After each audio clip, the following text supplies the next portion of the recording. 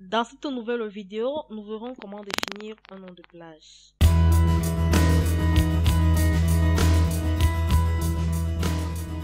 Les noms de plage peuvent être assez flexibles, mais vous devez suivre quelques restrictions et instructions. Le nom de plage peut comporter au maximum 255 caractères. Les noms de plage doivent toujours commencer par une lettre ou encore par un caractère de soulignement. Pour le reste du nom, vous pouvez utiliser n'importe quelle combinaison de caractères, de chiffres ou de symboles à l'exception des espaces. Excel ne fait pas de distinction entre le majuscule ou encore le minuscule. N'utilisez pas les adresses de cellules telles que H5 ou encore Q6 ou des symboles d'opération tels que plus, moins, divisé, et multiplié, supérieur, car ils peuvent être source de confusion si vous utilisez le nom dans une formule. Pour faciliter la frappe, essayez de garder vos noms aussi courts que possible tout en conservant leur signification.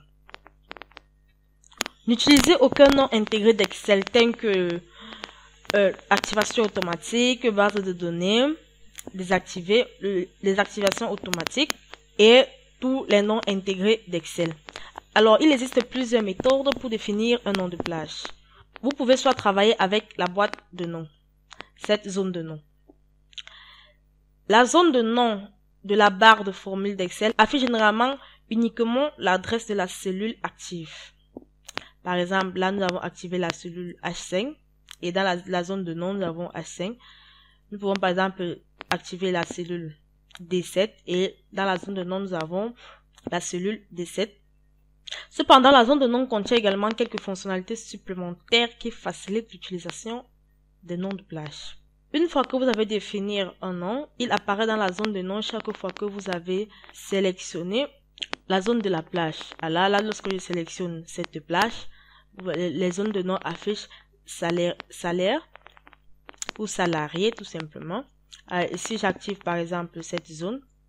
Ici, nous aurons un nom dans la zone de nom.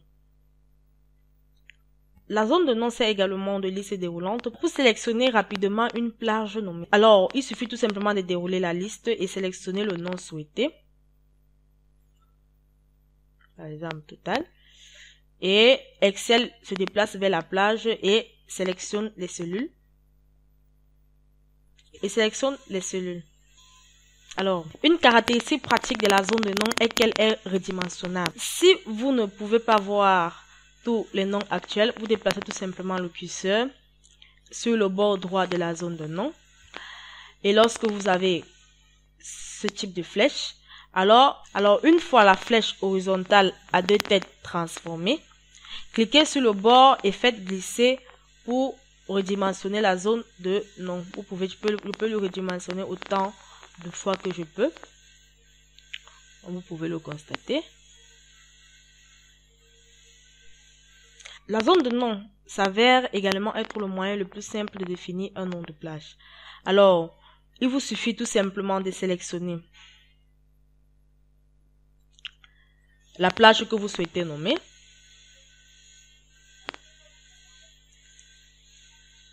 Il vous suffit tout simplement de sélectionner la plage que vous souhaitez nommer et cliquer dans la zone de nom pour saisir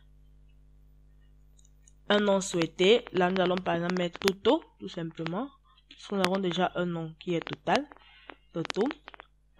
Et nous allons appuyer sur Entrée et Excel définit automatiquement le nouveau nom. Alors, nous pouvons tout simplement le vérifier à l'aide de sa liste déroulante. Vous pouvez le constater. Toto a été défini sous des niveaux lorsque je sélectionne Toto et nous pouvons constater que la plage correspondant à Toto est sélectionnée. Vous pouvez en outre utiliser la boîte de dialogue Nouveau nom pour définir un nom de plage. L'utilisation de la boîte pour définir un nom de plage est rapide et intuitive. Cependant, il souffre de deux inconvénients mineurs mais ennuyeux. Si vous essayez de définir un nom qui existe déjà, Excel réduit la sélection actuelle puis sélectionne la plage correspondant au nom existant. Cela signifie que vous devez resélectionner votre plage et réessayer avec un nouveau nom. Si vous sélectionnez la plage de manière incorrecte et que vous la nommez, Excel ne vous donne pas le moyen direct de la corriger, de la supprimer ou de la redémarrer.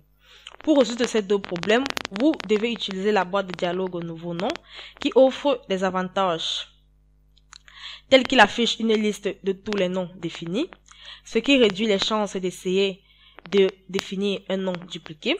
Il est facile de corriger les coordonnées de la plage si vous faites une erreur. Vous pouvez supprimer le nom de la plage tout simplement. Alors, pour définir un nom de plage à l'aide de la boîte de dialogue nouveau nom, vous sélectionnez tout simplement la plage que vous souhaitez définir, que vous souhaitez nommer. Ensuite, vous sélectionnez l'onglet formule du ruban et vous sélectionnez ensuite définir non défini. Ensuite, vous sélectionnez définir un nom. Et enfin, définir un nom. Alors, là, nous avons la boîte de dialogue nouveau nom qui apparaît. Lorsque vous affichez la boîte de dialogue nouveau nom, les coordonnées de la plage sélectionnée apparaissent automatiquement dans la zone faire référence à. Alors, ce qu'il vous reste à faire, c'est d'entrer le nom de la plage dans la zone de test de nom. Là, nous allons par exemple nommer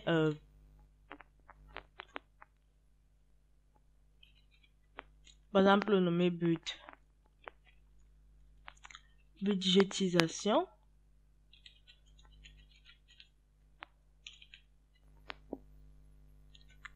Alors, vous pouvez utiliser la liste zone pour sélectionner l'emplacement où vous souhaitez que le nom soit disponible. Dans la plupart des cas, vous souhaitez cliquer sur ce classeur.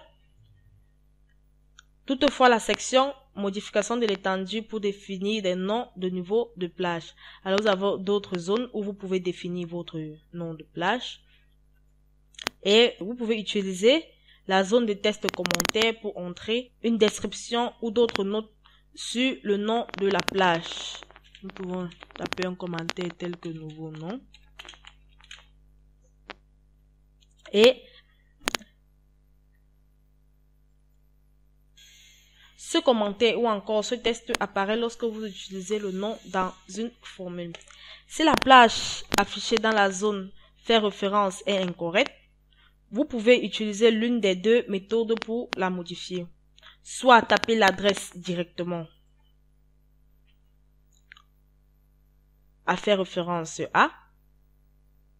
Alors, il est important de s'assurer de commencer l'adresse avec le signe égal ou encore tout simplement de cliquer dans la zone faire référence à, puis utiliser la souris ou le clavier pour sélectionner la nouvelle zone dont vous avez besoin.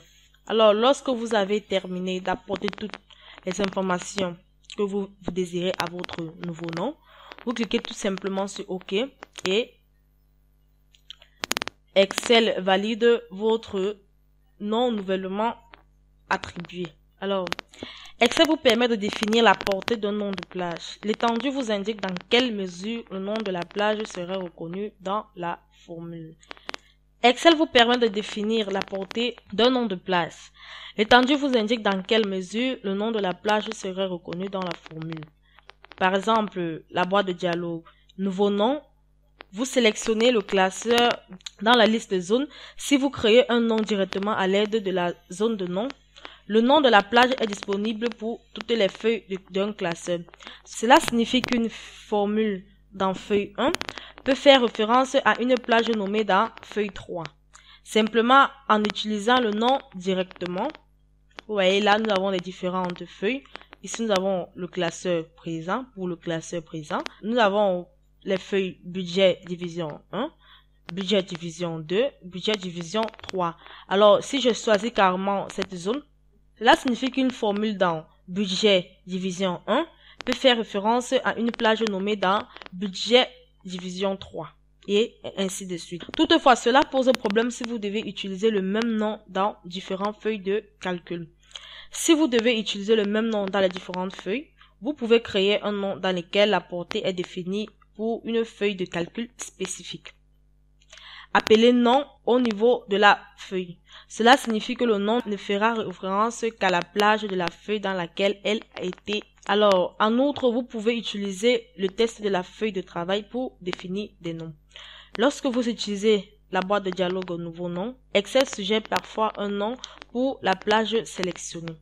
Ici, Excel nous a suggéré par exemple février. Excel a utilisé une entrée de test adjacente pour laisser deviner de manière éclairée ce que vous voulez utiliser comme nom.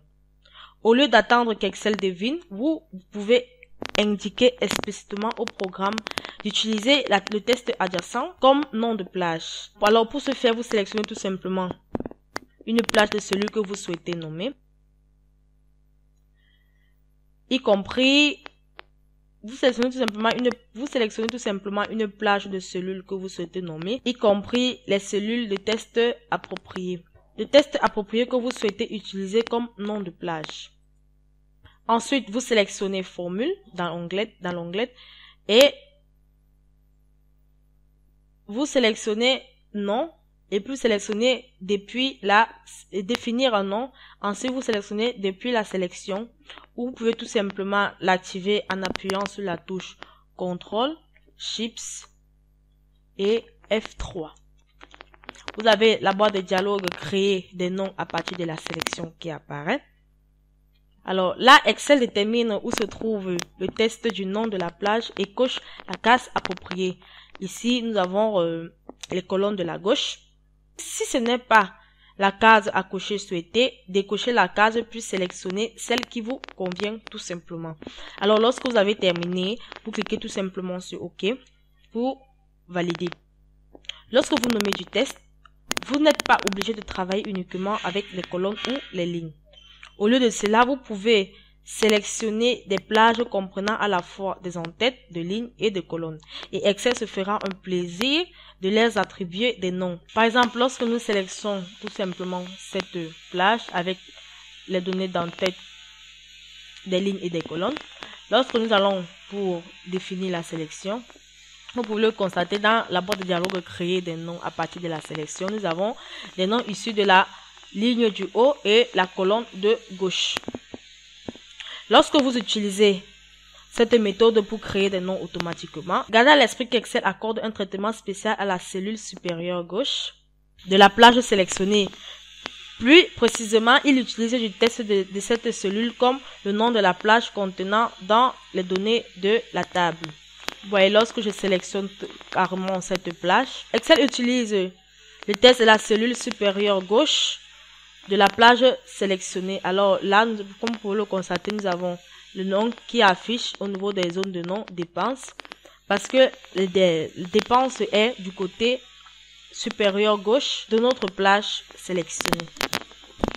L'un des meilleurs moyens de rendre vos feuilles de calcul compréhensibles est de définir des noms pour chaque valeur constante.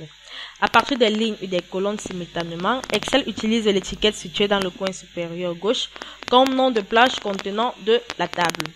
Alors, vous pouvez définir une constante appelée tout simplement ici. Nous avons la constante Surette, la constante générale et la constante Amon. L'un des meilleurs moyens de rendre vos feuilles de calcul de travail compréhensibles est de définir des noms pour chaque valeur de constante. Alors ici, par exemple, nous pouvons définir cette valeur de constante comme par exemple taux. À partir des lignes et des colonnes simultanément, Excel utilise l'étiquette située dans le coin supérieur gauche comme nom de la plage contenant les données de la table. Alors, pour nommer une constante dans votre feuille de travail, vous pouvez soit mettre de côté une zone de votre feuille de travail pour les constantes et nommer les cellules individuellement. Ou encore, si vous ne voulez pas encombrer une feuille de calcul, vous pouvez nommer des constantes sans les entrer dans la feuille de calcul. Alors pour ce faire, vous sélectionnez tout simplement formule. Ensuite, vous sélectionnez définir le nom pour afficher la boîte de dialogue. Définir un nom. Vous ancrez tout simplement un nom dans la zone de nom. Constante. Et au niveau de... Ensuite, vous entrez un signe égal tout simplement au niveau de faire référence à. Égal. Et ensuite, la valeur de la constante. Nous allons par exemple mettre 10 pour la valeur de la constante. Dans la zone de test, fait référence à. Alors, lorsque vous avez terminé de créer votre constante, vous cliquez tout simplement sur OK pour valider votre opération. Et, comme vous pouvez le constater, à chaque fois que vous allez revenir au niveau de la zone de nom, vous allez tout simplement sélectionner votre zone de nom pour définir le nom que vous souhaitez. Et Excel sélectionne la plage de nom dans votre base de données. J'espère que vous avez aimé cette vidéo de l'entreprise Excel Coco, entreprise spécialisée dans les prestations de services Microsoft Excel. Si vous avez aimé cette vidéo, n'oubliez pas de vous abonner et de cliquer sur le bouton j'aime et ensuite de la partager. Si vous avez des questions à poser, vous soyez libre de les poser dans l'espace commentaire. Nous allons nous retrouver très prochainement dans une nouvelle vidéo.